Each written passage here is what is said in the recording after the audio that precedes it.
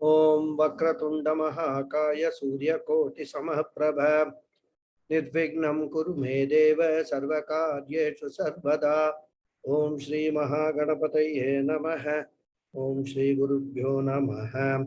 Harihi Om Sadashiva Samarambham Shankaracharya Madhyamam Asmadacharya Paryantam Vande Guru Paramparam Asmat Gurubhyo Namaha.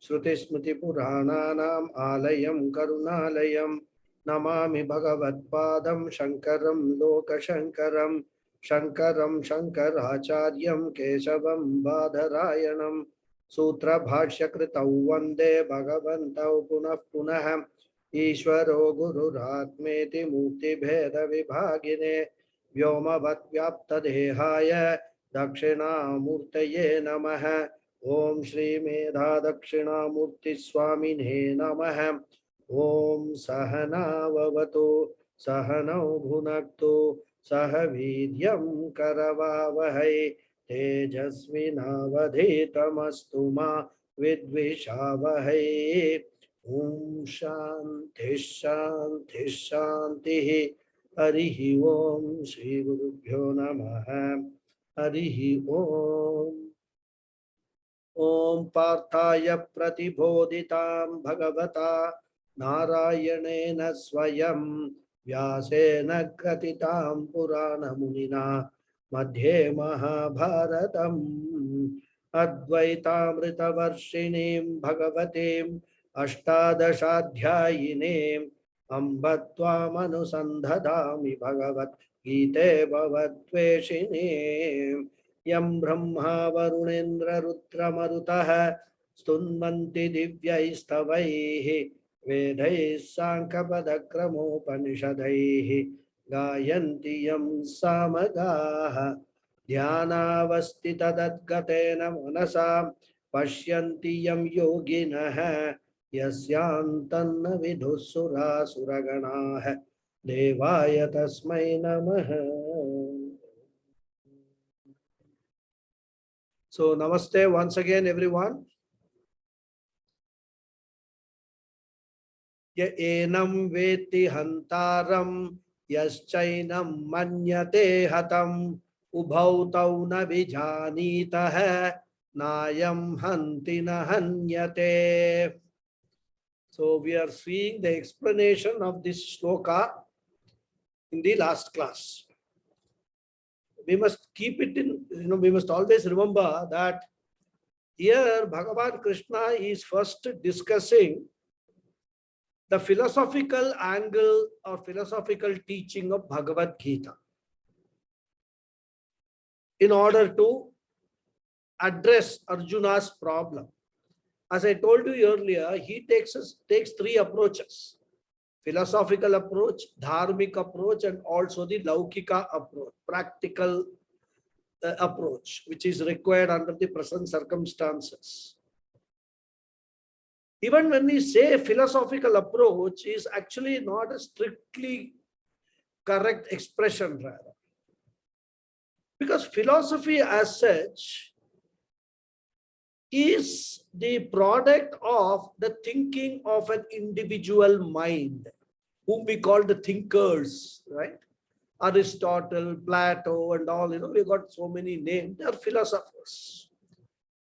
Observing the entire universe, their experiences and all, they come up with a certain, I would not say a theory, certain thinkings, certain ideas, certain concepts, which is what we call philosophy, which is purely a thinking of an individual mind. And what happens in philosophy normally is that one philosophy does not remain valid for a long period of time. It keeps on changing because people's intellect keeps on developing more and more and more, gaining more and more experiences. Whereas when we talk of our own, this Bhagavad Gita teaching or Upanishad teaching and all, first thing is, it is not a philosophy, it is actually a teaching given by Bhagavan himself by divine power itself. Rather, it's not a human intellect, a product of human intellect. And because we need to understand that whatever we call philosophy in Bhagavad Gita or Upanishads and all, we must understand that that is not the product of an individual thinking, which is liable to mistakes, errors, and also change at a later time. A new thinker will come and he will propound a new philosophy, maybe improve upon the existing one. Whereas our entire teaching of self-knowledge is based upon a very, very divine means of knowledge, which is the Shruti. Unless we understand this pramanatvam of Shruti, we will never ever be able to appreciate the validity of these teachings. And in order to highlight that only, Bhagavan Krishna is here and there in Bhagavad Gita, picking up mantras from Upanishads, mainly Kathopanishad mantras, almost quoting them verbatim with little bit of paraphrasing that he does, so that people who have studied the Upanishad mantras can immediately relate to what that sloka, what Bhagavan wants to convey through that particular sloka. And at the last class, I told you that this particular sloka is also taken from Kathopanishad.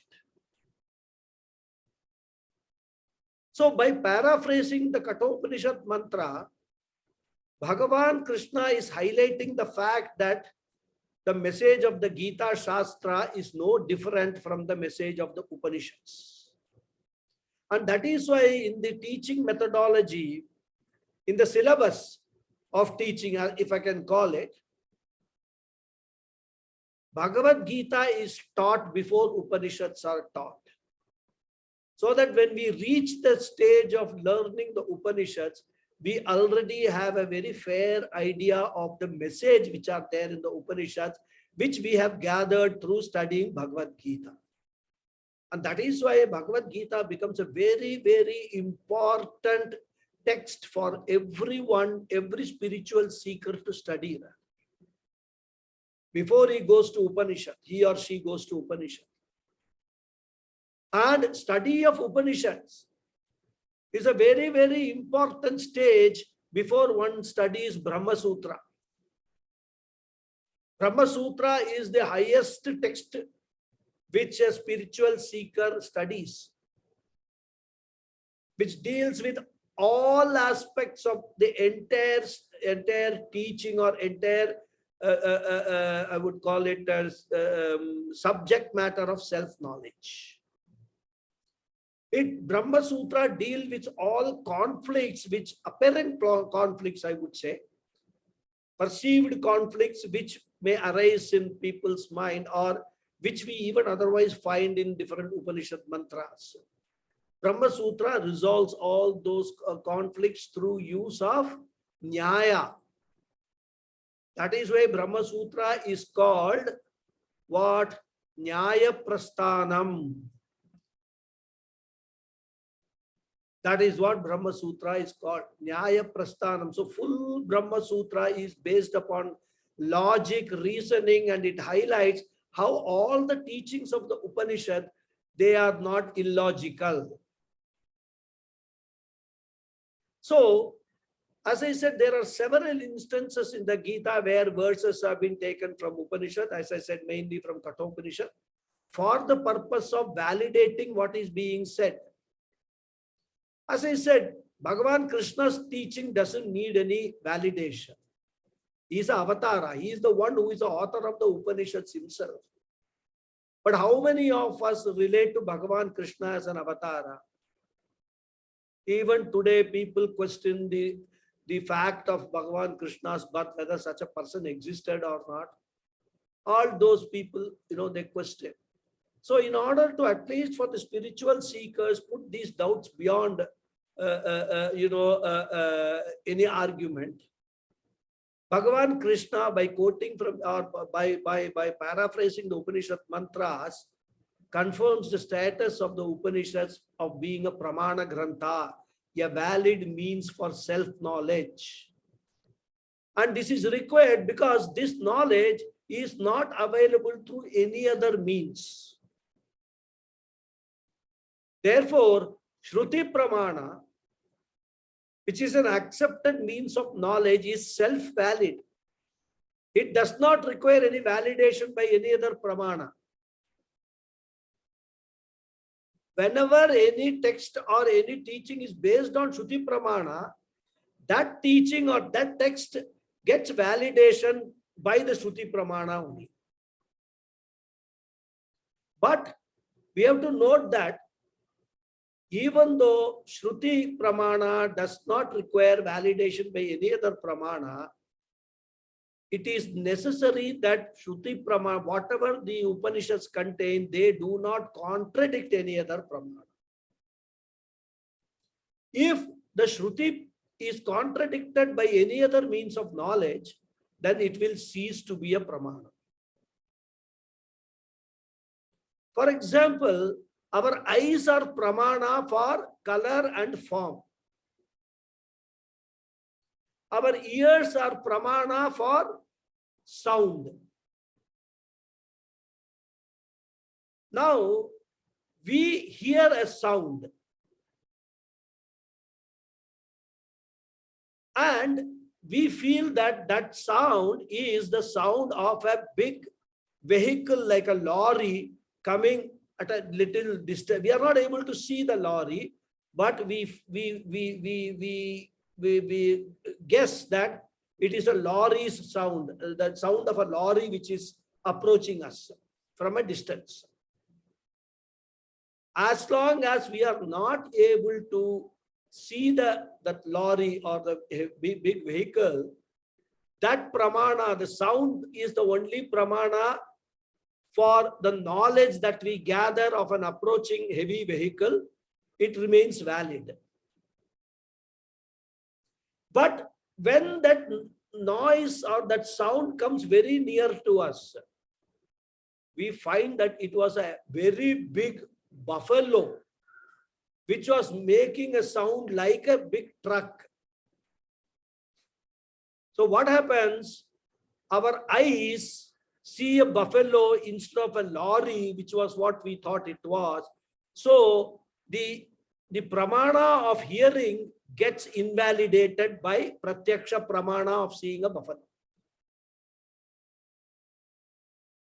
So similarly, whatever the Shruti is teaching or Upanishads are teaching, if it gets contradicted by any other Pramana, then Shruti or Vedas will cease to be a Pramana, a means of knowledge. We must understand this very carefully. Shruti or Vedas need not be validated by any other Pramana for it to be established as a Pramana. It is a Pramana, a means of valid means of knowledge on its own strength.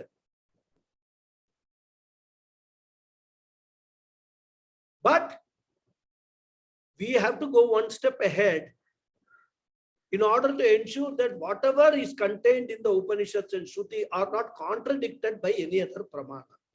And this we establish by Tarka, Nyaya Shastra. Reasoning is required. And through that reasoning, we can prove that it is not contradicted in any way. And that is why the stage of Mananam in the spiritual journey is a very important stage. Because when we study the Shruti, when we get the message of the Shruti, many times we will find that whatever the Shruti is saying contradicts our personal experience. So we may question, there will be a doubt whether what Shruti is saying is correct or not. Now the Shastra says, don't accept it blindly. Whatever the Shastra is saying or the Guru is saying, Guru is telling you the message of the Shastra, you need not accept it blindly. Question that. If you find it difficult to question the Guru, because Shastra you cannot question, there is, it's a book. What can you question? You can certainly question the Guru. No doubt. You can raise questions very politely. I mean, you need not argue with the Guru. It could be a vadam, it could be a samvada with the Guru, not a vidanda vadam. Like Bhagavan Krishna and Arjuna having a samvada. He has a doubt. In fact, Krishna himself will raise so many doubts. And Bhagavan Krishna will answer all those doubts. So, whenever we want to accept anything as a valid means of knowledge, we must ensure that that means of knowledge is not contradicted by any other means of knowledge or in any other way.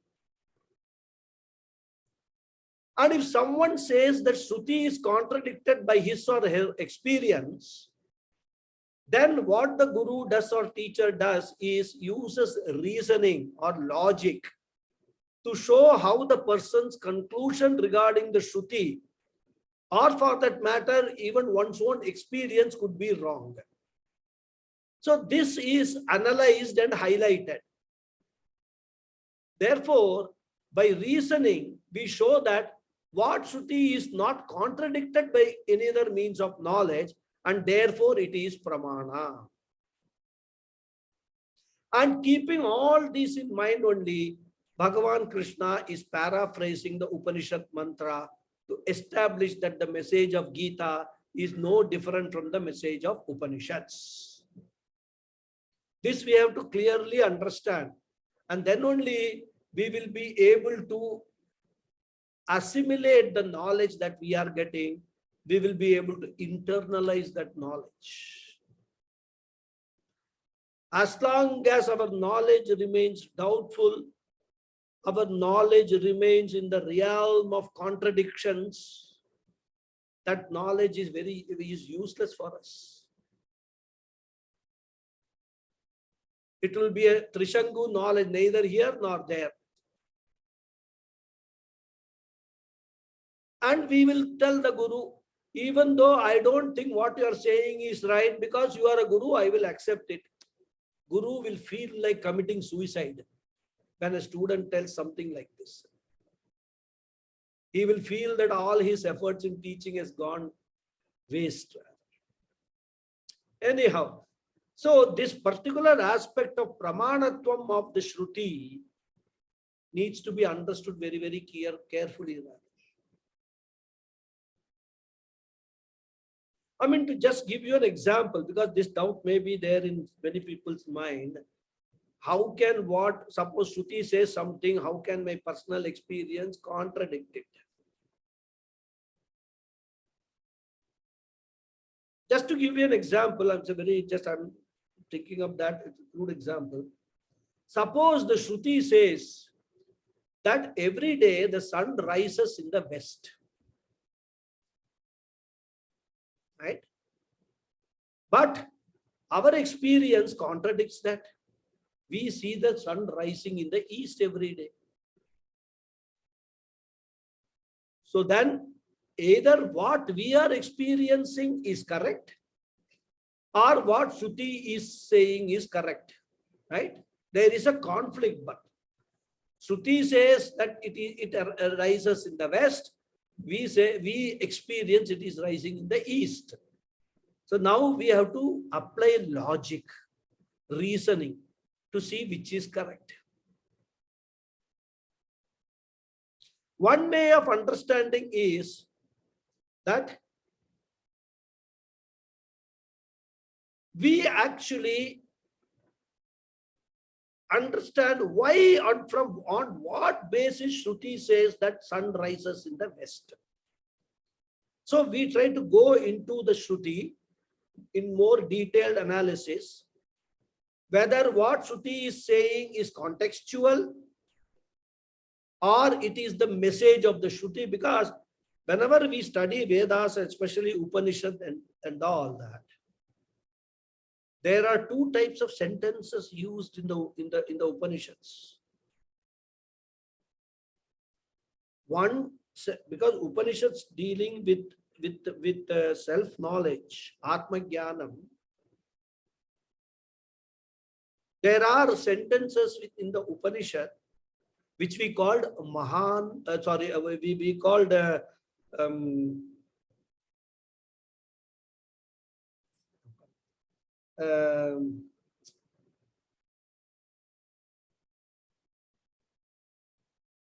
Mahavakyas.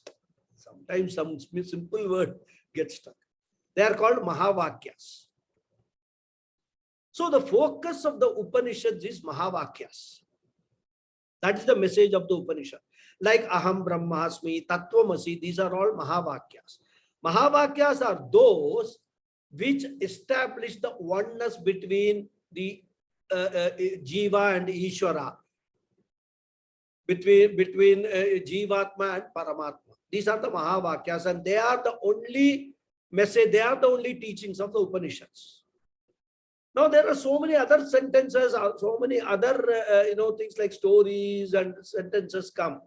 They are called Avantara Vakyas. Avantara Vakyas are only supporting sentences or supporting knowledge in order for us to understand the Mahavakyas. So in terms of importance, the Avantara Vakyas are subsidiary or secondary to the Mahavakyas. So whenever the Shruti is saying that the sun is rising in the west, we have to first understand whether it is a Mahavakya or a Avantara Vakya. Clearly, it is not a Mahavakya because it has nothing to do with self-knowledge. It's a statement made by the Shruti. So we try to understand what that statement is. Then in the process of understanding, we find that the very concept of rising and setting and all of the sun is illusory. Even our experience of the sun rising in the east is illusory, because actually the sun never rises, it never sets, it stays put in one place only. So if we understand that the illusion of the sun rising and setting and all is being caused by the rotation and revolution of the earth, our own experience is falsified.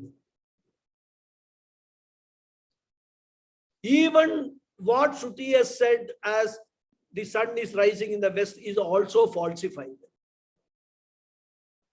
So by applying logic, we will understand that our experience is falsified, what Shruti is saying is falsified.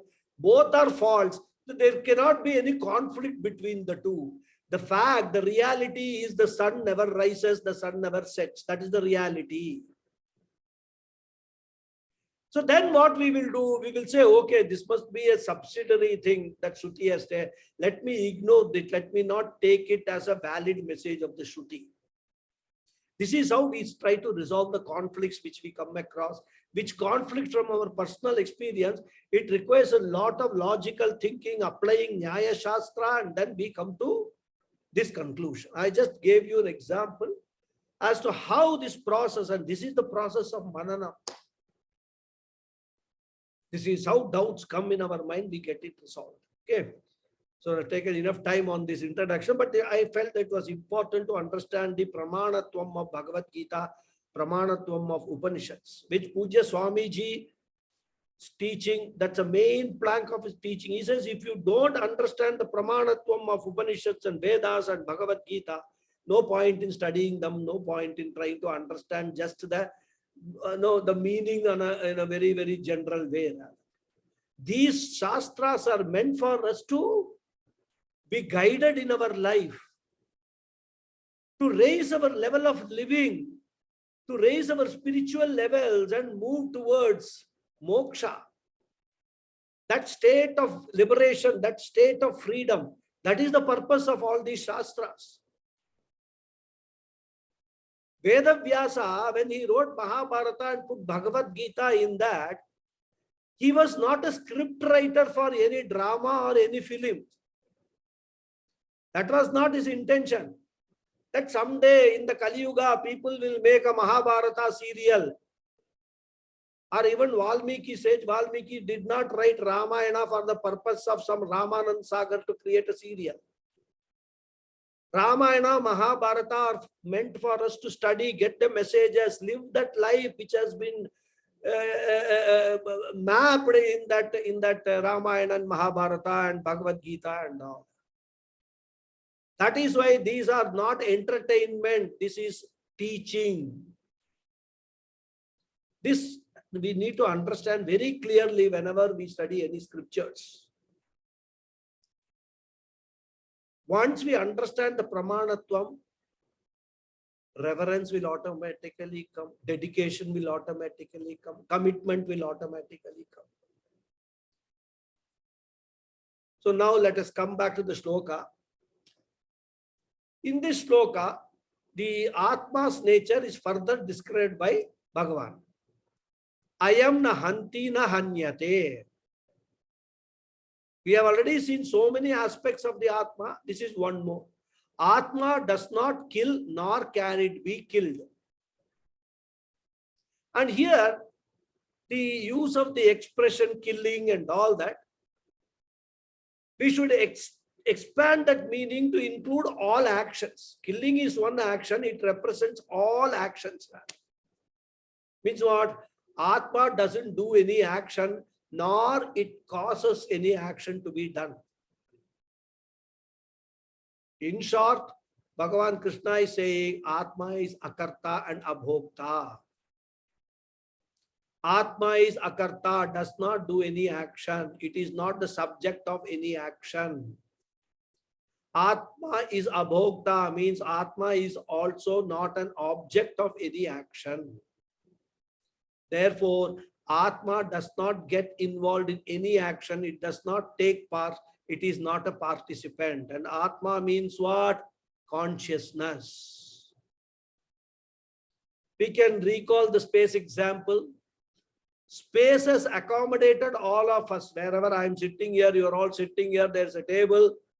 All of these things exist in space. Space is accommodated. Without space, we can't be sitting anywhere. I can't be sitting here. But space is not involved in my action of sitting or my action of teaching. Space is carrying the sound that I am speaking and you are hearing, but space is not involved in this sound. It just blesses the sound to go forward, to move. Space is not the teacher, space is not the student, space is not an instrument also like a pen or a book. It never participates in any action, but without space, no action is possible. So Atma is Akashavat, Akarta and Abhokta. And Shastra actually gives another example, which again we have seen, Prakashavat, like the light. In the sunlight, so many transactions are going on. A person may be selling some product, there is a buyer, there is a seller, there is a money transaction. All transactions take place in the night, in the light, but the light itself is not a participant in any transaction. It is neither the seller, nor the buyer, nor the bought material, nor the money.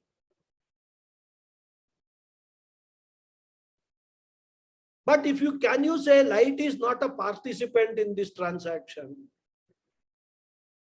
If we remove the light, make it totally dark, can any transaction take place?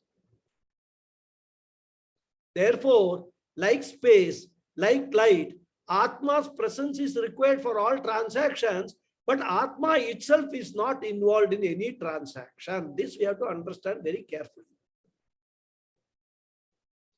And of course, Puja Swamiji and Swami Paramathananda and give a very beautiful example which we can very easily understand. They give the example of watching a movie, a cinema, in the cinema theater. If you take the cinema screen, on the screen, all cinema transactions take place, isn't it? Hero comes, heroine comes, they go around trees and singing. A villain comes, fight goes on, music, dance, everything, all transactions, crying, laughing, everything, partying, marriage, everything goes on, all transactions in the cinema. Where do these transactions exist? They are existing on the screen. But the screen itself is not a participant in that cinema, in all these transactions. But since the screen is not a participant, can we remove the screen? If the screen is removed, no picture can go on. So like this, we have to think of examples and understand what is the role of consciousness, what is the role of Atma in all the transactions that we do. It is because of our ignorance that we are taking ourselves, the Atma, as a Bhokta and a Karta, or a Karta and a Bhokta. I am a doer, I am an enjoyer and all. If we understand what is my real nature, I will understand that Atma is, I am totally uninvolved in all the transactions. I am Akarta and I am Abhokta. And as I said, this idea of this shloka, Bhagavan is presenting with reference to the action of killing, because that was what was bothering Arjuna. Arjuna's confusion was whether he was doing the right thing by killing his opponents, especially Bhishma and Drona. Therefore, given the context, Krishna says Atma is neither a killer of anyone. Atma is not killed by anyone. But the message is, underlying message is, Atma is Akarta and Abhokta. And therefore he says that the person who thinks, Manyate, thinks or considers that Atma is the killer or Atma can be killed, that person is an ignorant person. And that is what he says, Yaha enam veti hantaram. A person who thinks or considers that the Atma, the self, is the killer. Hantaram means killer. That is, Atma is the Karta. And Yaha enam manyate hatam. And a person who thinks or considers that Atma is the Atma is killed, Atma is the Bhokta. Tau ubhau na vijanitah. Both people do not know the fact. Both of them are wrong. Then what is correct? I am nahanti nahanyate. Atma does not kill anyone, nor Atma can be killed or gets killed.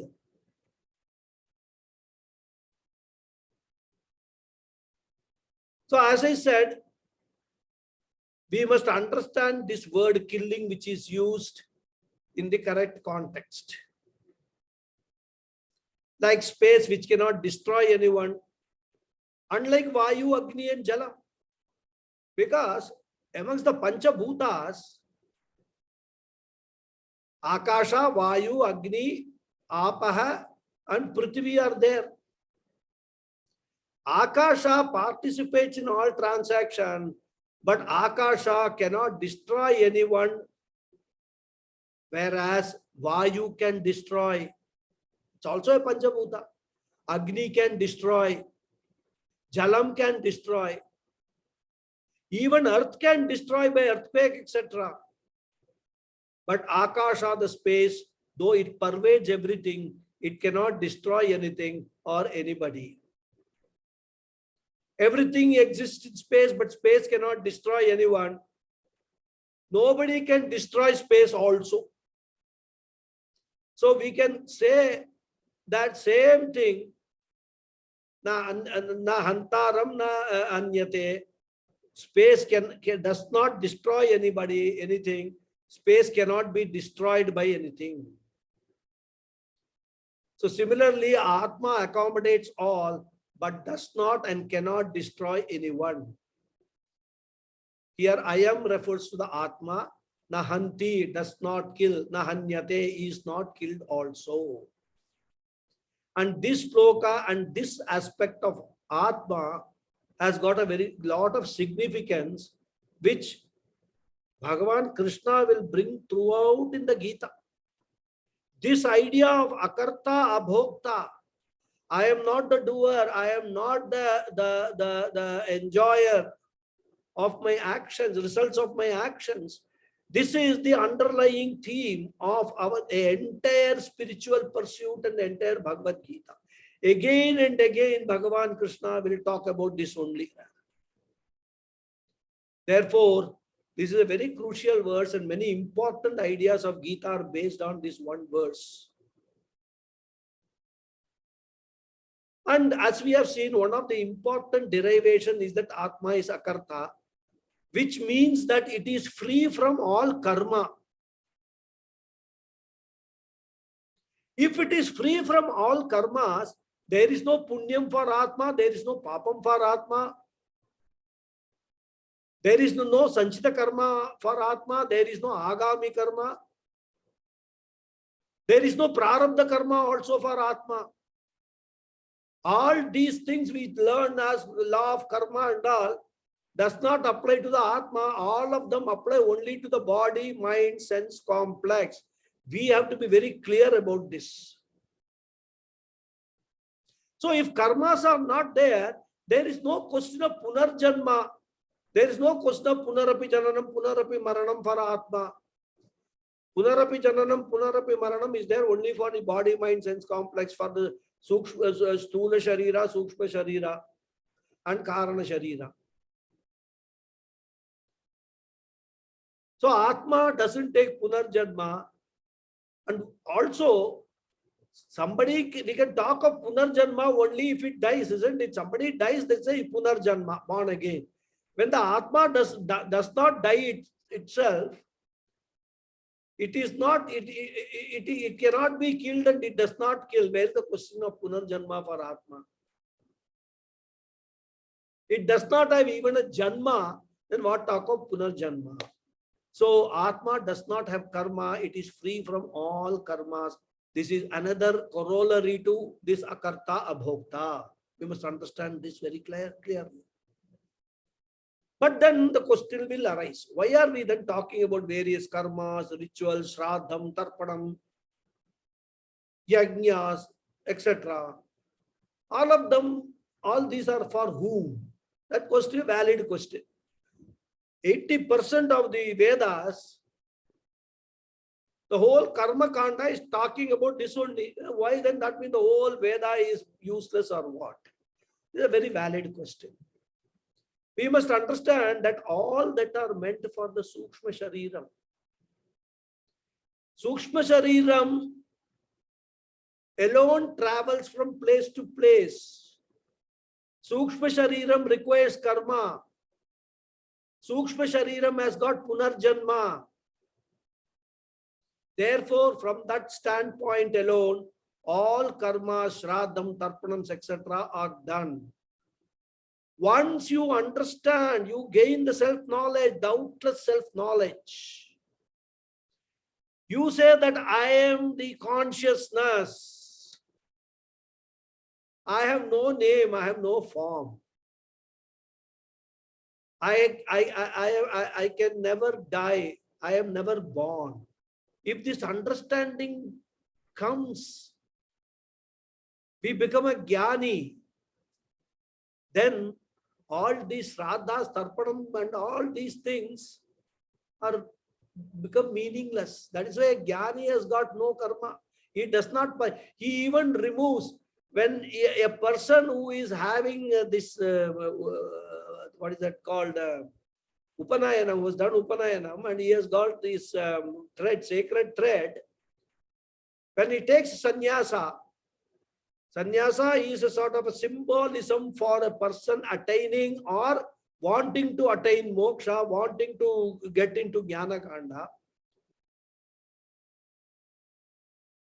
that Upanayanam is removed and thrown away.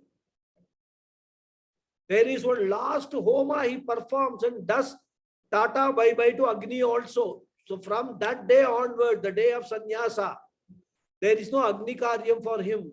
There is no homa for him. There is no Sandhya Vandanam for him. Nothing is there, finished. All karmas that he had to do in this Janma, he has completed it because he has now come to Jnana Kanda. He has come for the ultimate journey.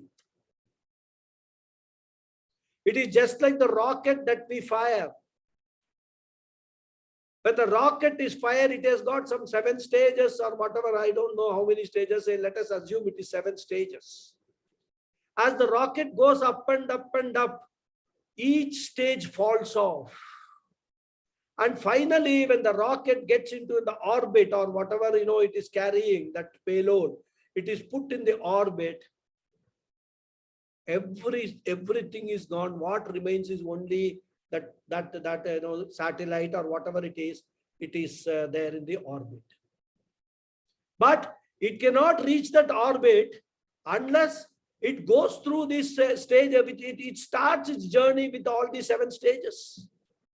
They are necessary to lift that rocket up along with that satellite up to that place, up to that where it has to go and have a final resting place. Similarly, all these karmas for a jiva are necessary to lift the jiva like a rocket. And as we go up and up and up and up in the spiritual journey, these karmas keep falling away. This is all we have to understand. Because for us to understand all these things, there are practical examples around us. All that we require is tune our mind to those examples and see what is happening, how this entire creation is functioning.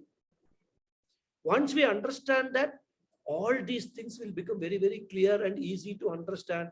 These questions will disappear from our mind. We don't need to ask the Guru. The question will come in our mind and the answer also automatically will appear in our mind and the question will get resolved. This is the process, of the spiritual journey. And this idea is further expounded in the next sloka. I will chant the sloka. Na jayate mriyate va kadachit nayam bhutva bhavita va na bhuyah ajo nitya shashvato yam purana na hanyate hanyamane sharire. Another beautiful sloka. These 2 slokas are really, Vyasaji has put it at a very right place so that this is all where it is the philosophical teaching in the 2nd chapter is concluding. 25th sloka it will conclude. Now he is coming to the conclusion stages. So Anvaya is Ayam kadachit na jayate va na mriyate va, within bracket you can put na bhutva na abhavita bhuyah ayam ajah nityah shashvatah puranah sharire hanyamane na hanyate. It is actually a derivation of the previous. What in the previous sloka he said, Atma does not kill or does not get killed. Now, what is the consequence of that? How do we understand that? He is now expanding it in this sloka. First, we'll see the word meanings. I am this Atma, kadachit, at any time. Na jayate, is not born. Va na mriyate, nor does it die. Va, or bhutva. We have to add this Atma, having been existent. Bhutva means having been existent. Na abhavita bhuyah, nor will it disappear again at some other time. I am this Atma, ajah, unborn, nitya, eternal, shashvatah, that which does not undergo any change whatsoever, purana, free from growth, sharire hanyamane, when the body is destroyed, na hanyate, it is not destroyed. More or less the same message, same theme, but with lot more embellished message. So the self is never born, nor does it die. And having been existence, it is not that it will disappear again or cease to exist again, like all the things in the creation. They come and then they disappear also. This self is unborn, eternal, undergoes no change whatsoever, and is ever new and is free from growth.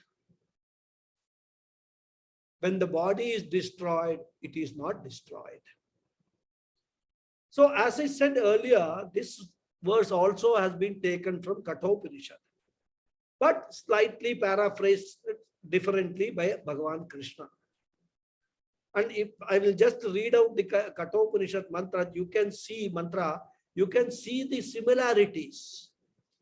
The Kathopanishad mantra is Najayate mriyate va vipaschin Nayam kutaschinna babhuva kaschet Ajo nitya shashwatoyam puranaha Nahanyate hanyamane sharire. Can you see the similarity, the extent of similarity? The second line is exactly the same as what is there in Kathopanishad. Ajo nitya shashwatoyam purana nahanyate hanyamane sharire. So there are some Sanskrit grammar differences in this. Let us briefly understand that. The previous verse taken from Kathopanishad and put in Krishna's own words was in Anushtup meter. I think most of you know that the metrical compositions in Vedas and in slokas and all, the composition have to adhere to or conform to certain meters rather. Poetic meter, then only you can memorize them. Prose cannot be memorized. For the purpose of memorization, these meters have been, I would say, established. Anushtup meter is the more common of the most of the meters which we find. And in Bhagavad Gita, most of the slokas are in Anushtup meter, Anushtup Chanda. Whereas this verse, Najayate mriyate va vipaschit, this one is called Drishtup meter.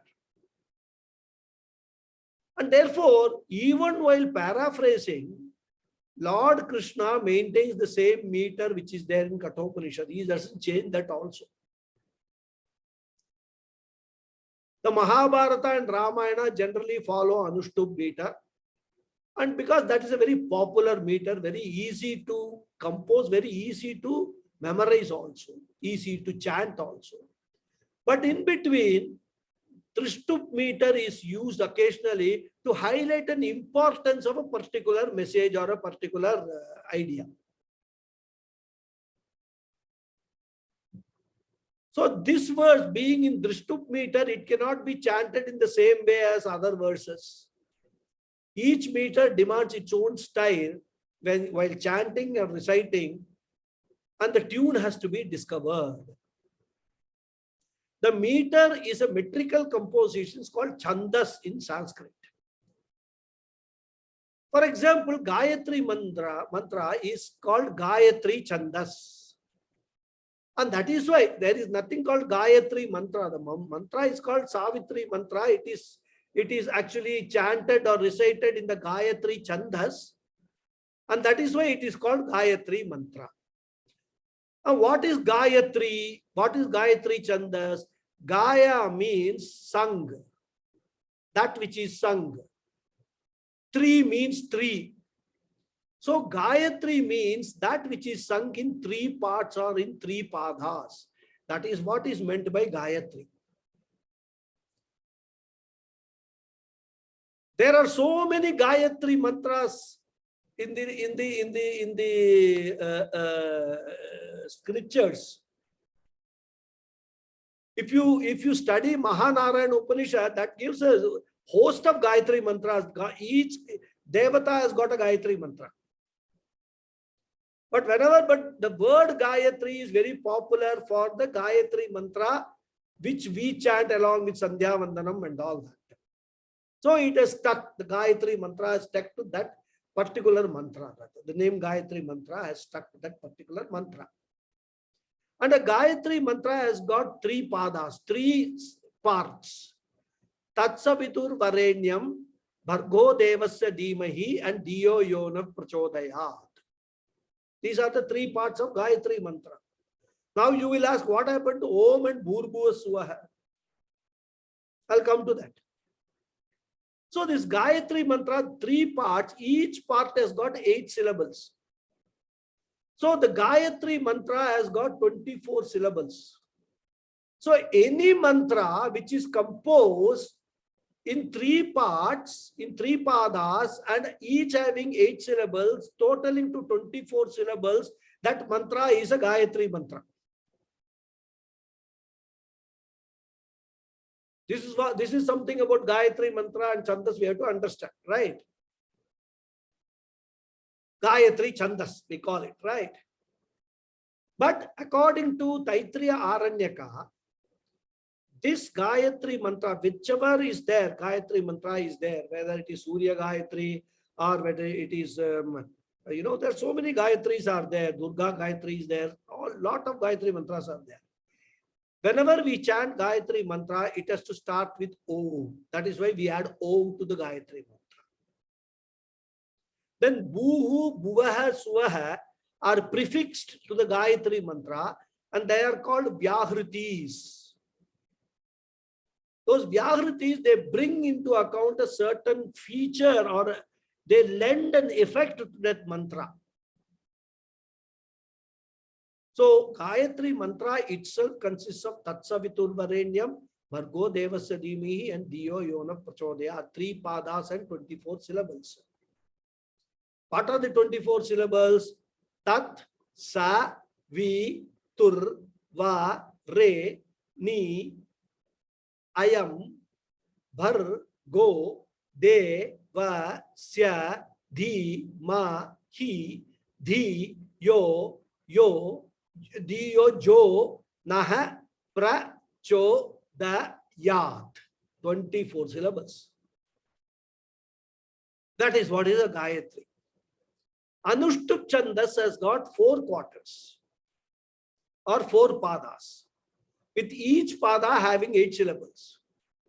Therefore, any sloka composed in Anushtup meter, Anushtup Chandas will have 32 syllables.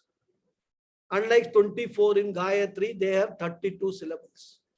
And this is a more common meter pattern, very widely used in Ramayana, Devi Mahatmyam, Bhagavad Gita, Vishnu Sahasranamam, Lalita Sahasranamam, Bhagavatam. So many popular works, mostly Anushtup Chanda is used, but not exclusively. Every text will have some other meters also in between, 1 or 2 few slokas will be there.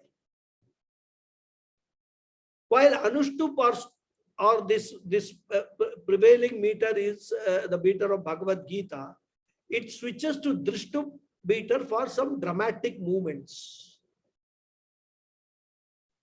And Drishtup meter, it calls for 3 more syllables to be added compared to Anushtup. Hence, making it 11 syllables in each quarter or pada. So, Drishtup meter will have how many syllables total? 44 syllables. 4 padas, 11 syllables in each pada, and totally 44 syllables. So, this is just, I am giving you some, as they call it, some relief from heavy teaching. And as I said earlier, all these are highly philosophical verses, all taken from the Upanishads. And to highlight the importance alone, we find that the very meter of the verse is changed. Until now, the number of letters were less. Now we find that in this particular sloka, it has got more numbers. It is in Drishtup meter. it has got 44 syllables. And that importance is shown here. And the essence of this verse is that Atma is free from all modifications or changes. Because all other ideas which have been expressed in this sloka, we have already seen. The only additional idea which this sloka is bringing is Atma is nirvikaraha, Atma is avikriyaha. Vikaraha means change. Nir means free from. Nirvikaraha means free from change. And in Tattva Bodha and also in the earlier, just recently we saw, the change is classified in the Shastra as 6 types. Bhava Vikaras, they are called. Asti, existence in seed form. Jayate, taking birth. Vardhate, growing. Viparinamate, metamorphosis or changing. Apakshiyate, decaying, that is old age, and vinashyati, perishes. So like a graph, changes happen. Changing from the seed form to birth, that itself is a huge change. Then gradual growth, say up to 20th year or so, thereafter between 20 and 50, more or less there is no growth or change or a decay. The graph goes almost straight, and then after 40 or 50 varies from individual to individual, of course. Then that decay starts. Declension begins. For some, it may be 60 also. I mean, these are all relative depending upon one's own karmas and all. Suddenly, we find that we discover that there are many joints in our body. Previously, we never knew. We were just running around and enjoying. Now, even sitting down and getting them becomes a big project. How to get up? We must have a plan to get up. Which direction I should face? Which hand I should put on the ground first? And even arms of the chair. If not, even if you are sitting on the chair, it becomes difficult at old age to even get up from a chair. We have to press ourselves against the chair to push ourselves up. This is all the signs of Jara, old age. Actually, old age, as I compare it, sitting like in the departure lounge in the airport, waiting to board and take off. And finally, the day arrives when Sukshma Sharira and Karana Sharira take off. But all these changes, this take off, are all for only Sukshma Sharira and Karana Sharira. Atma doesn't take off because Atma is all pervading. There is no space to take off for Atma. And here Krishna is bringing the idea that Atma is free from all these 6 modifications. It is not born, it does not grow, decay or die. This is the essence of this sloka. Okay. Now I think it's almost time. I'll stop here, maybe a couple of minutes earlier, and then we will expound this sloka more in the next class. Okay. Om Purnamadav Purnamidam Purnat Purnamudachyate Purnasya Purnamadhaya Purnameva Vasishyate. Om Shanti Shanti Shanti. Harihi Om Shri Gurubhyo Namaha. Harihi Om. Thank you all very much. Thank you, Mama. Namaskaram, Guruji. Thank you so much. Thank you, Guruji. Thank you. Thank you. Thank you, Guruji. Thank you, Guruji. Very much.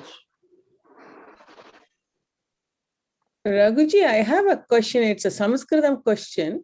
Avantara is incidental or supportive, or which is what is or subsidiary walking? Subsidiary. Okay. Avantara vakyas.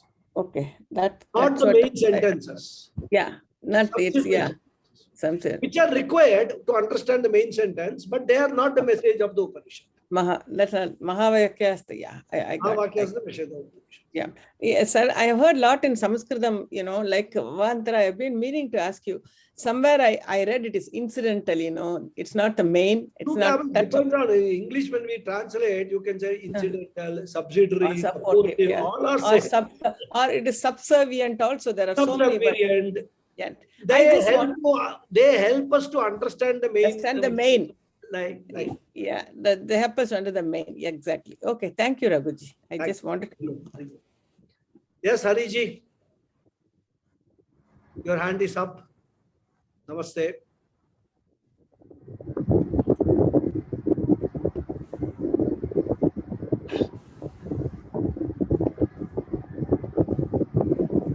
Can you hear me?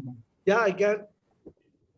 Guruji, as per the law of karma, that he who does the karma with kartruta bhavana, he becomes the bhokta. Whatever bhala that he is going to get out of his karma, Yeah, he will be the bhokta. yeah. But and also for any karma, there will be a bhala. It can be positive or negative. But if we practice and to do karma without kartrutva bhavana, the sense of doership, even in that case also there will be phala, whatever I am doing, whether I have got kartrutva bhavana or not.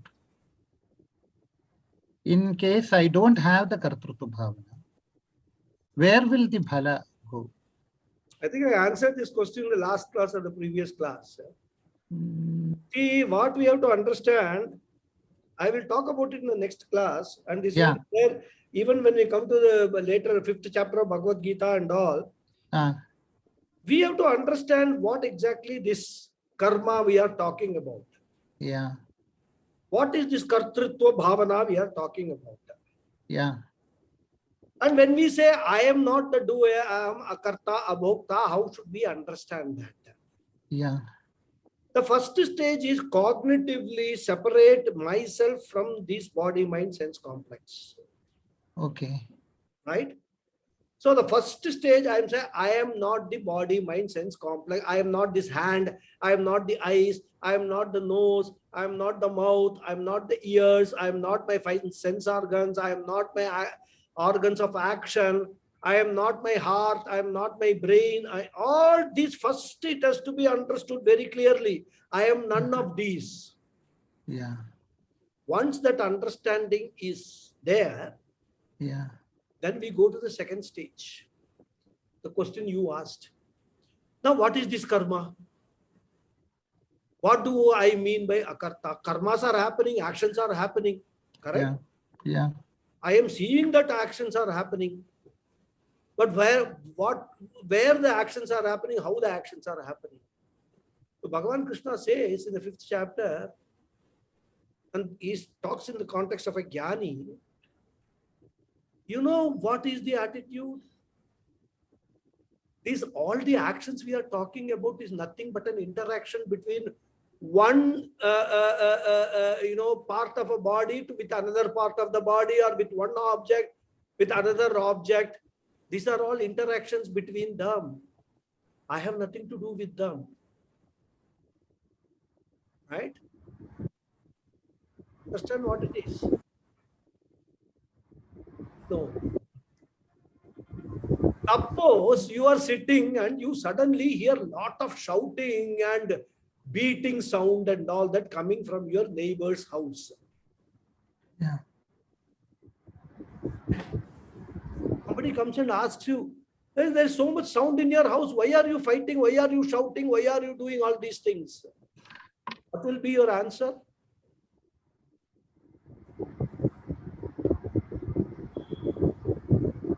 Tell me your answer. I come to your house. There's a lot of noise I am hearing. I say, why are you doing all these things? Why are you shouting? Why are you, beating somebody and all that? What will you tell me?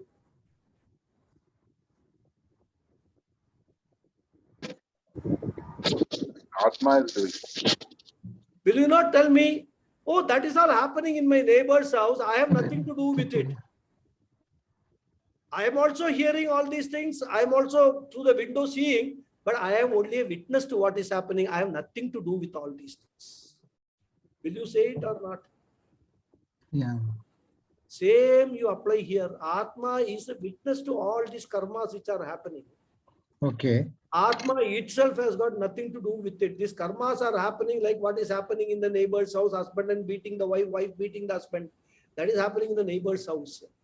So when we understand, we cognitively, we separate this Atma from this body mind complex, which is now sort of, intertwined. When we separate it cognitively, we will understand that all these karmas, all these actions, all this punya, all this papam, everything is happening in this body mind sense complex, nothing to do with me. And this punya, papa and all is that for body, mind, sense complex, which has got a punarjanma. I don't have a punarjanma. I am the Atma. I am neither born nor I die. I have nothing to do with it. Let that keep on happening. It doesn't matter.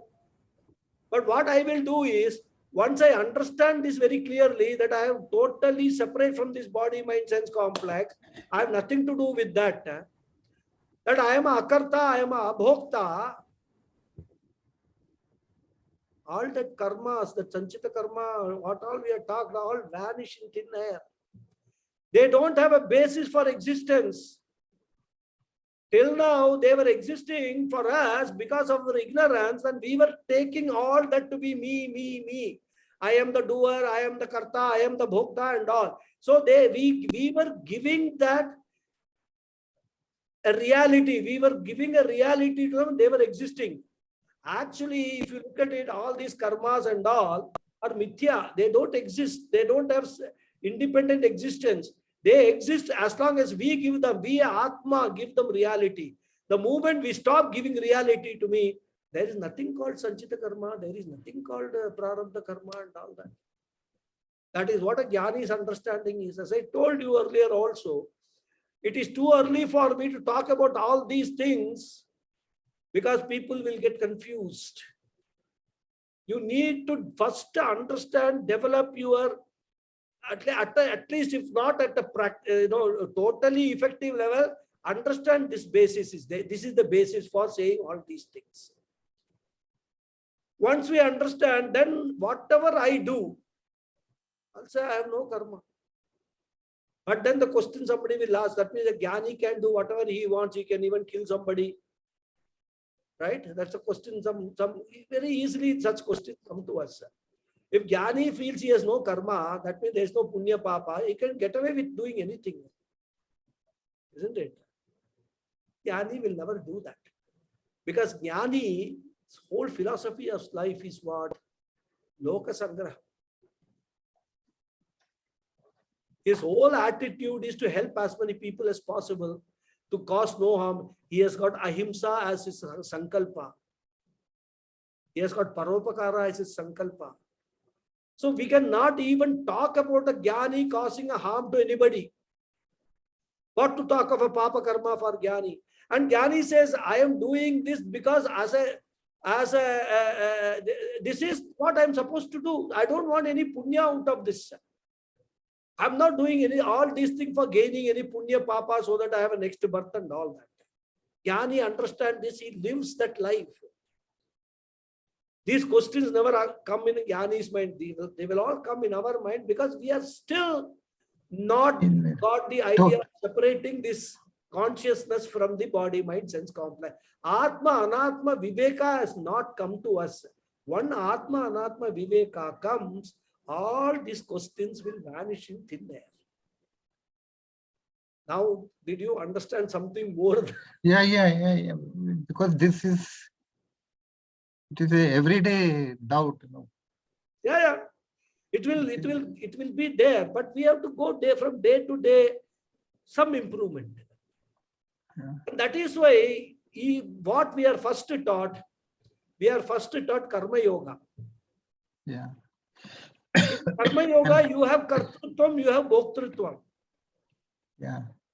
But that is diluted form of kartrutvam, bhoktrutvam, because what we are saying in karma yoga, I am doing all these things, but I am not doing it for my sake. I am offering to Bhagawad. Ishwararpana buddhi I am doing. So first stage, you develop a certain distance between you and the karma, that you are doing all this karma for your benefit. So how to do that? You distance yourself by saying, these karmas I am doing as a servant and I am offering to Ishvara. And then I am doing karma, I require some result for that, isn't it, as a human being? I say, I expect some result of this karma, but whatever result comes, I am prepared to accept it with the same karma yoga attitude. The first stage. Do keep on doing karma yoga, karma yoga, karma yoga. The chitta shuddhi will start happening. Chitta shuddhi will increase when you do all your karmas. That is why even when we eat, Brahmarpanam. na Brahmarpanam only. Pranaya swaha, bhanaya swaha, dhyanaya swaha, udhanaya swaha. What is that? It's all we are actually, we do the same thing. Naivedyam when we do, and when we are eating, it's the same mantra we chant, isn't it? We do that parishation of that water 3 times. We do Om Bhurvasva and all. Eating also, we do the same thing in Naivedyam. When we do the Naivedyam also, we do the same thing. So first stage is, first imagine you are Ishvara. Now eating also, I am not doing for my sake. I am offering this as my offering to Ishvara by using my hand, by using my mouth and all that. I am offering to Ishvara. So this is the first stage of our spiritual growth, where we first distance ourselves a little bit from the kartritvam and bhoktritvam. Once we go through this process of karma yoga, at a later stage, when we have more mature understanding of the Shastra's message, we will say that even that karma yoga, what I was doing was not correct. Because actually I was not doing what I was offering Bhagavan. I have never done any action, so what I can offer to Bhagavan. So these questions and all will get answered at a later stage. So we have to grow our intellectual maturity, replace the emotional immaturity with intellectual maturity at every stage of the spiritual life. That is how we go towards the end goal of becoming a jnani or a mahatma, or realizing the final goal for which every human being has taken birth. That is how, this is the whole process. It's a long drawn process which can go from one janma to another janma to another janma. Not necessarily in one birth only it has to happen. But if we have made a beginning in this janma, we can be little bit reassured that this process will continue in the same way in the next janma. Our meter will not be set to 0 again and we have to do everything again. Not necessary. That also we will see later in the Gita itself, where Bhagavan is assuring Arjuna. Arjuna asks all these questions which occur in our mind, your mind. Arjuna will ask all these questions and Bhagavan will give all answers. I am preempting Bhagavan's answers by giving you answers in this satsanga. He will say all these things. We'll see that. Okay, are you okay? Guruji, Yeah, can we say for every living being, regardless of human or animal or insect, there is an Atma? There is only one Atma, which is all human beings exist on that consciousness. No, like when human being dies, we say the Atma gets moved and goes to another body. But what happens to animals, birds, insects? From that standpoint, every Atma, I mean, actually, to Atma say that Atma moves and gets into another body itself is a wrong statement, wrong understanding. Atma doesn't move at all. What moves is the subtle body and the causal body. Subtle body. Yeah. Sharira and the Karana Sharira, they move. Yeah. Right? The screen itself does not move. Only the pictures keep changing. So Atma does not move anywhere. But a body cannot exist without an Atma, is it not? Nothing can exist without Atma. Why body? Even this cell phone cannot exist without Atma. Atma means what? We are talking about existence, consciousness. The moment we say the cell phone is, we Okay. are recognizing the Atma, that it is existing because of Atma only, because of consciousness only. So like consciousness is all pervading, Atma is all pervading, everything exists on that. Like for example, a body of water, when it is raining, there are bubbles, right? Can we say that one bubble water is different, another bubble water is different and all? They may all appear to be different, but they all exist in the same body of water only. Their content, all of the bubble, irrespective of their shape and size, is that water only on which those bubbles exist. Right? That is how we have to understand the existence of all beings, whether it is an insect, a mosquito, whether it is a giant tree. All of them are nothing but different sizes, shapes of bubbles which are existing on that body of water, which for our purpose is the Atma consciousness, Brahman at the totality. So when somebody dies, when we say, let his Atma attain Shanti. Correct. All ignorant expressions. All ignorant expressions born of the ignorant, and the beauty is 99.9% of the people are ignorant. Yes, a Jnani will never say this. Let his Atma attain Shanti. And a lot of influence of the Western culture, Christianity and all come, RIP and all will say RIP, rest in peace. RIP, What is to rest in peace? Totally, they don't understand what life is, what death is. Something has said RIP and rest in peace. Neither the Sukshma Sharira rests in peace, nor Karna Sharira rests in peace. Atma is ever at peace. What is then going to rest in peace? You tell me. All that we pray, Sadgadi. Let the Sukshma Sharira attain Sadgadi. Let the departed soul attain Sadgadi. What is happening is, the moment we say soul, they say Atma. Translation. Soul That's is the problem. I was about to ask that. When we say soul, it is referring to Sukshma Sharira and Karna Sharira. Soul is not Atma. It's all these English people and things, understanding India half here, half baked, try to translate. And then you come into all wrong understanding and wrong phraseology, total confusion. And all our questions arise from that confusion, because we try to study all this from Western writers. How many of us read Adi Shankara's commentary and then try to understand it from the source? Nobody. Only few. Puja Swami ji, Chinmayananda ji, they have actually attempted that. They have never studied any Western writers. They have studied Adi Shankara and they have taught us. So we are also able to appreciate original what it is. That is why the message, if somebody dies, our prayer should be, let that Jivatma. And whenever we are talking of Jivatma, that Atma word is there, that is what causes little bit confusion also. That Jiva, if you say, that Jiva represents only Sukshma Sharira and Karna Sharira, these two components only. So we say, let the Jiva or Jivatma attain Sadgadi.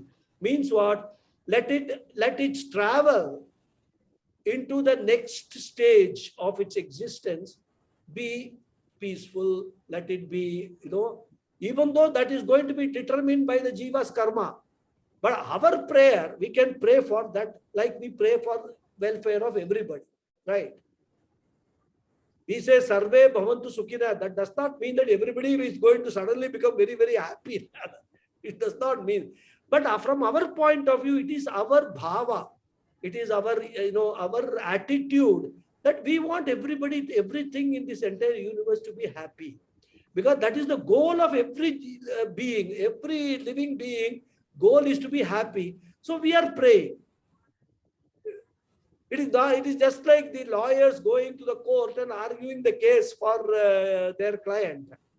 They will argue the case with all power, but then eventually the judge and the whatever law says about what the client has done, he is going to get the punishment only. The lawyer is, but he will still argue the case for his client, right? Like that, we tell Bhagavan, let it be Sadgati, let everybody be happy. That is our culture. That is our attitude towards every living being. That's what. Even if the client is a terrorist. Even if the client is a terrorist, this fellow will go and argue. He will say, you please, he has done all these things. He has been misled and brainwashed, blah, blah. So many things he will say. But court will decide based upon the law and based upon what the crime is. That's Not true. because, so even if we pray, praying is our duty. Praying for the welfare of everything in this world is our duty. So that is why we pray. That is all we have to understand. And first thing I advise many people privately, remove all this Western influence from your understanding of our culture. Don't try to understand our culture through the eyes of Western people. They have done a lot of mischief intentionally. Many people, because of their ignorance, they have superimposed their ignorance on our ignorance. We are already ignorant. There is a further superimposed ignorance on us. And we get totally confused. First, remove that Western influence. I think the rest in peace could be because they resort to burial. Yeah, whatever That it could is. be the reason why this RIP concept had come about. Correct. I mean, again, burial means what? If the dead body wakes up from the come out, then peace is gone. And the other thing is, only when you are dead, you can be at peace. Isn't it? Maybe we While can living, say, you let it can't be a rest in peace. peaceful transition. Sorry? Could we say that let it be a peaceful transition that will bring Transition. peace to everybody? Yeah, it's a transition. No, they don't believe in transition. Christian. No, but we can pray for that. We can pray for that. Yeah. Peaceful transition. That is what we call Sadgati. Because when we study Upanishads and all that, that talks about Krishna Gati, Shukla Gati and all that. I mean, these are all Vedas, they talk about all these things. At the time of death, so many things are there. At what time a person dies in what, whether he dies in the Uttarayana, Dakshinayana, whether he dies in Shukla Paksha, Krishna Paksha, so many issues are there. You go into that, utterly confusing. That is why when you come to Vedanta, you just ignore all that. There's nothing for us. I'm not involved in any of these things. Let whoever believes in this, let them continue with Krishna Gati, so this Gati business and all. I have nothing to do with it. This Abrahamic people with Abrahamic faith, like Christians and Islam, since they don't believe in rebirth. Yeah. Yes, So they don't believe in rebirth. Since they don't believe in rebirth, once your body is out, then you are either going to the heaven or to the hell. Yes. So that must be the reason in their concept that rest in peace. But Jesus Christ got resurrected. He's supposed to have come out of the grave. That is an exception, That's an exception. He is born to a virgin lady. Yeah, that's also an exception. It's all exception. We cannot. That you can draw a parallel even in Mahabharata. Like Karna was born to Kunti. How? You can draw a parallel there also. Yes, certainly. What I'm saying is, we did not go into the, all those aspects. Right? Yeah, that's true. The only thing that we need to consider is that when we understand our own culture, which is what is necessary for us, true, we need to understand it in properly, rather, not some confused kind of an interpretation of that. That's all we have to focus on. And for that, we don't even need any of those external aids. We have got enough acharyas and teachers and materials and bhashyams and all for us to understand our culture very easily and straightforward manner. So there is no need for us even to talk of other cultures or other. True, very true. It is their belief. They are free to have their belief.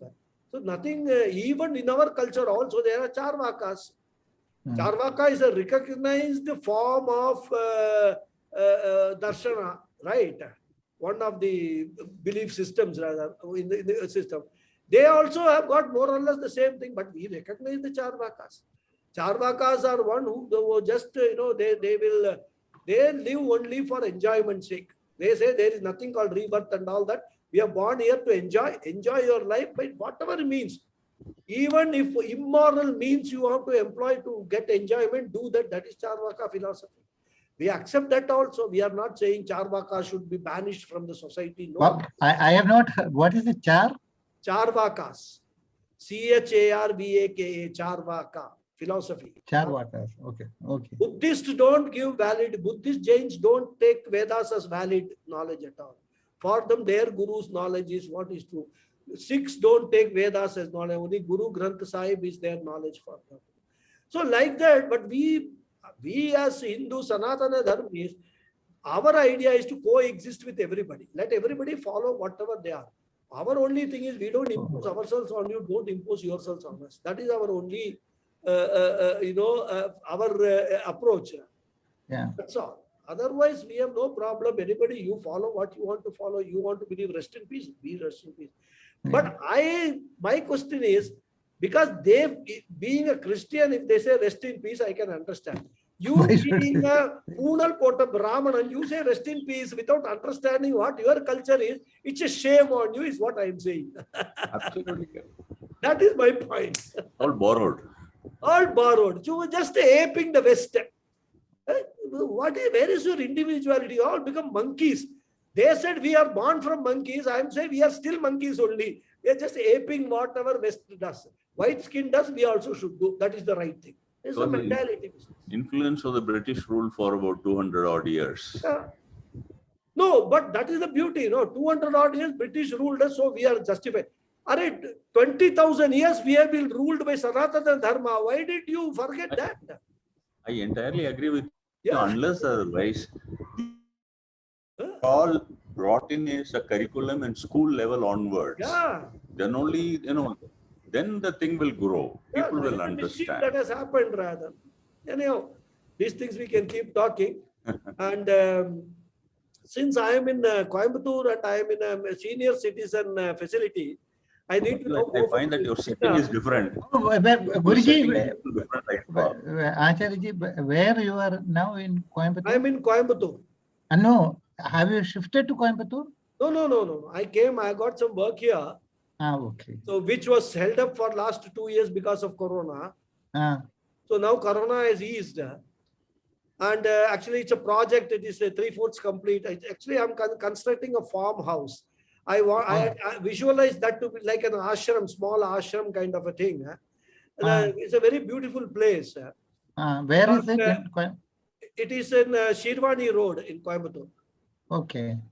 So that was completed 75% and then got struck. But I had given the money and all to the contractor. During Corona, he spent all that money. Now he is asking me for more money. I told him, I won't give you any more money because you will go and spend this also. So I said, I will come, then we will complete it. I will spend the money, whatever is required, because I know that you have not done this purposely, because during Corona, every businessman has undergone a lot of difficulties. And it's not a very big amount, it's a few lakhs of rupees. So that's not a problem.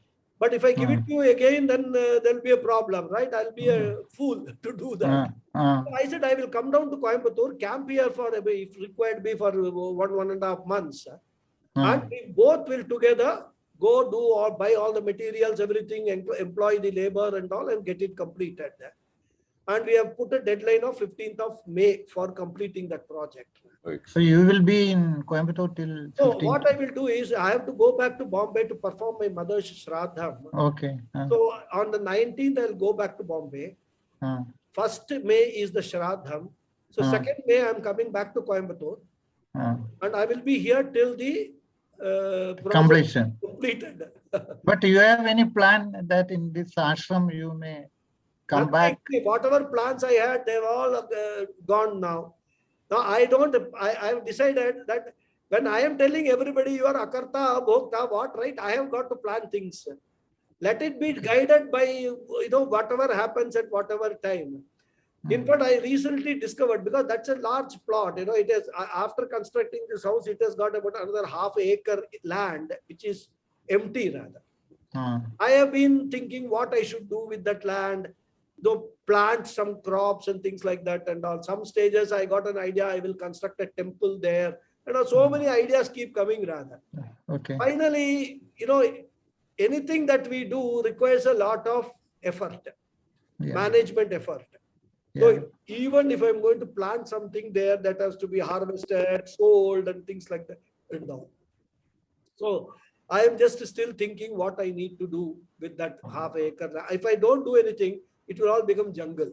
Then I will be, my house will be, that ashram will be in a jungle, which may have all sorts of animals and reptiles and all that. So I need to do something with that land. But in and around that area, people have actually done plantation of this beetle, this pakumara. That is growing, that grows very nicely there, and it is a very good cash crop. So somebody has suggested to me that why don't you do one thing? Why don't you plant some 200-300 trees there in that land? Pakumaram. And it will take about 4 to 5 years to completely grow and start to get it yielding the pak. But then it will hold the soil also very, very well, and it requires minimum maintenance also. So just employ somebody part-time, and then he will maintain it. Give him some 5,000-6,000 rupees, 10,000 rupees a month. He will maintain it. Later on, when the yield comes, income also will be decent income from this park business. So I am toying with that idea. But if it has to be done, it has to be done in the month of May before the rains come. So all that is not there. So these are all projects which I cannot drive sitting in Bombay. Correct. So that is why I thought I will come. And the second thing is, there is also a plan almost finalized now. The middle of June, I am going to fly to the US. Okay. So that pressure is also, because my daughter is saying you have to come now. Now Corona is there. You can't give me excuse of Corona. My wife can't travel because of her mother's condition. So I can't give that as an excuse, because my daughter will say, you don't want to come. That is why you are giving excuse. And she puts it very emotional blackmail. Your grandchildren are missing you. So I can't give Vedanta to them that I am emotionally mature. Guruji, when you come, you're going to visit me too. So make sure you have a Canadian visa. I will. I have Canadian. I have plans to visit Canada also, because I have to visit my son also. No, he's there. Oh, okay. Yeah, in Toronto. But I may spend more time in US than with because my son all day he will be busy with his office work. What I will do, seeing only is his face, and he's also working from home. But I will spend maybe 2 weeks, 3 weeks. I will come to Canada, but I have not decided that. I have the visa for all US, Canada, and also traveling is not an issue for me at all. So that we will not. So as I said, this is all there. So many things are there in the pipeline. It was all sort of blocked because of Corona. Now, my only prayer is let the Corona be where it is. Rest in peace. It should not come back again to spoil everything that we want. They have got some XC variant in Gujarat. Yeah. Yesterday I saw in the newspaper some variants. Some cases are increasing in India, and center has warned the states, and all some messages I'm getting. I'm reading some news. Let us hope so that everything will work out. At least before everything becomes very big, I come to US. Once I am there, then it doesn't matter. Guruji, there is a retreat in Aavignidhi in the ashram sometime during May. That is Amrita. I know. Yeah. There are 2 retreats. One is our Avinashi Lingam is conducting a 2 days retreat. This is 5 days or 6 days. This is Swami Jagadatmananda is conducting retreat in Tamil. Amrita. Yeah, Jagadatmananda. Yeah, he's a very nice person, very nice Swamiji. But I actually attended one retreat on introduction to Jyotisham, which was conducted by Swami Jagadatmananda. But that was pre-Corona period. But he was supposed to do the second one, then Corona came, and the second never happened. So that is there. But for me, I don't have time to go to Anakati Ashram and attend retreat and all. There is no internet there. So my classes I will have to forego. Very true. My focus now is only successfully conducting my classes wherever I am. That is my focus, one and only focus. Everything else happens, doesn't affect me. No, this time I really wanted to go to Rishikesh because every year they have that retreat. But they don't have it in Rishikesh. This year they have not announced any retreat in Rishikesh. No. Yeah. So this is the one. Yeah, that's true. So that is it. If nothing else is there, because here in Nana Nani, the problem is we have got 2 dinner batches, one at 7:30, another is 8 o'clock. Oh, If we don't don't miss it. go for please. dinner, then we won't get food tonight. You are in which phase, Nana Nani? Phase 4. Oh, phase 4. My brother will be coming. He on 17th of April. Okay, is it He's phase 4? shifted. I think he is in 5. 5. Okay. Phase 5 just now they inaugurated. Yeah. Recently they inaugurated 5. Yeah, okay. I'm in 4. Thank you, Guruji. Thank you very much. So we'll catch up next week. Hariom. Ramu is there. Ramu is in phase 1. Phase 1. Yeah, he is in phase 1. All distances. Phase 1. Yeah. Phase 2. Okay. Thank you, Hariom. Guruji. Hariom. Hariom. Thank you very much.